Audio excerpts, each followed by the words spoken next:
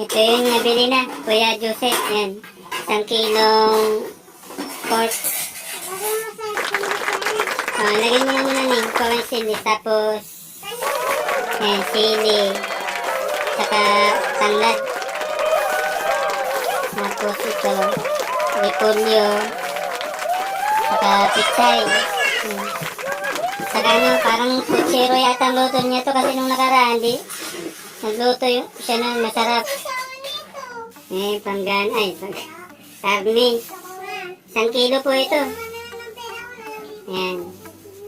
Anong luto yung gagawin mo?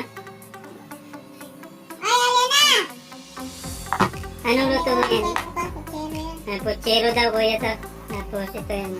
Tapos pork chop. Kasi 1 kilo yung binili niya 1 kilo. Bali 2 putay po yan. Ito ibababad nito sa kalamansi toyo. Para may bawang sa bukas. Yan. Pichay. Tapos repolyo. Tawag doon. Lemongrass. Ano sa Tagalog to? Tanglad. Tapos sili haba. Kulay green.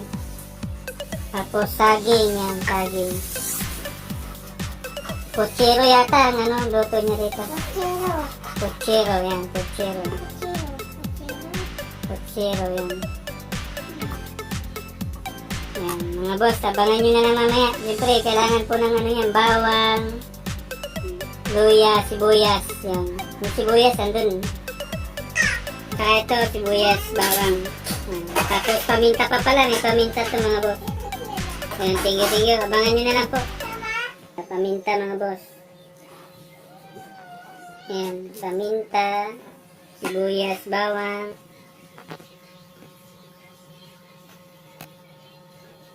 Wala pag nilaga, walang bawang. Ayan, mga boss. Mali pa yung hiwa ko. Pensya na kayo mga boss. Kasi pinakuluan niya na. Ayan. Ayan, bali itong mga bula-bula, tatanggalin po yan kasi yan yung tawag doon, yung mga bula na yan, parang tatanggalin po yan. Kasi malansa yan Yung parang dumi yata ng yan. Parang mga bula-bula. Dumi, yung mga parang bula-bula. Ayan yun. Yung tinatanggal na pag nagpakulo kayo ng karne para hindi siya malansa. Tapos yung kalahati nyo kasi 1 kilo. Gabi naman, pag gabi kasi hindi masyado sa karne. Pag tanghali pwede ito yung kalahati. Ito yung kalahati. Para may pambawon siya bukas. Ayan. Ayan. Lagyan ng sibuyas, di pa? Di pa? Ayan, may tanglad na. Tapos sibuyas. Magkamali ako ng sibuyas. Kailangan pala pabilog. Kala ko kasi gigisa pa.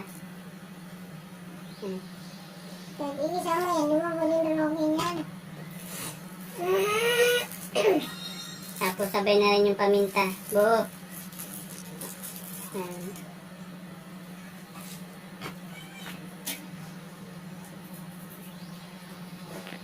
Boss.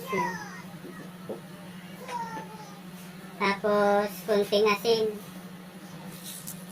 Masarap kasi magtimpla yung miss ko, hindi siya maalat, hindi siya sakto lang talaga siya magtimpla. Yan, abangan nyo na lang mamaya, boss, pag naluto na.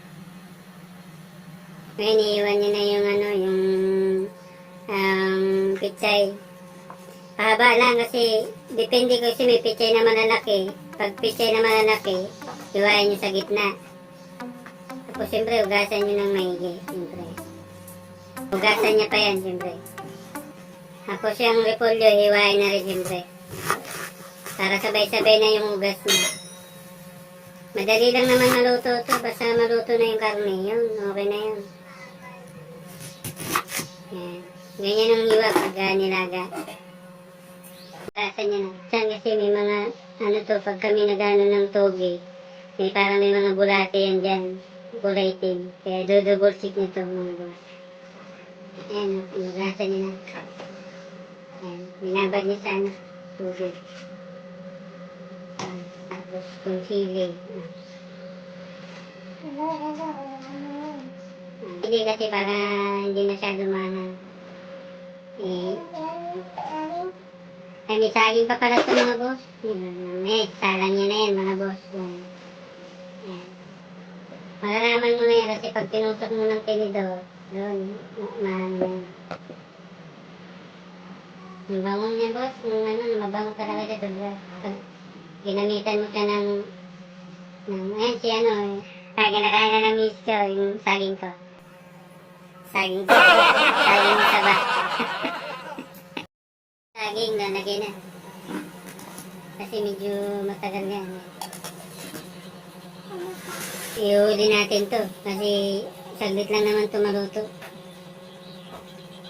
Lagay na rin sili, ayan mga boss, yan. Ito na lang, matitira.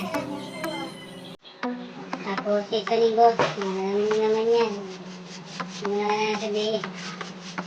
Ayan.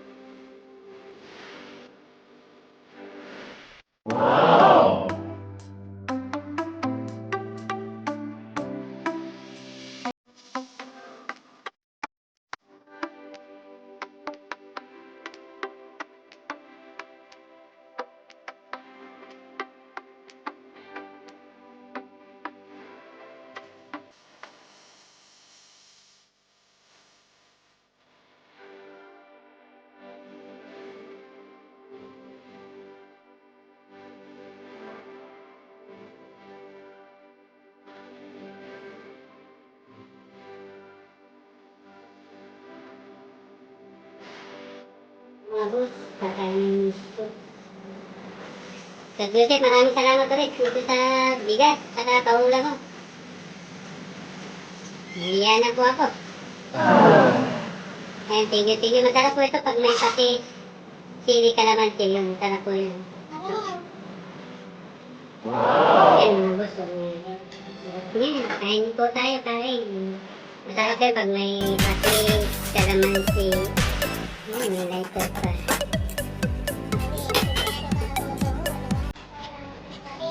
Gusto pala pang ano yun, pampagana yun. Di ba, Sandro, no? Sandro? Yun, Kuya Joseph, maraming salamat ulit.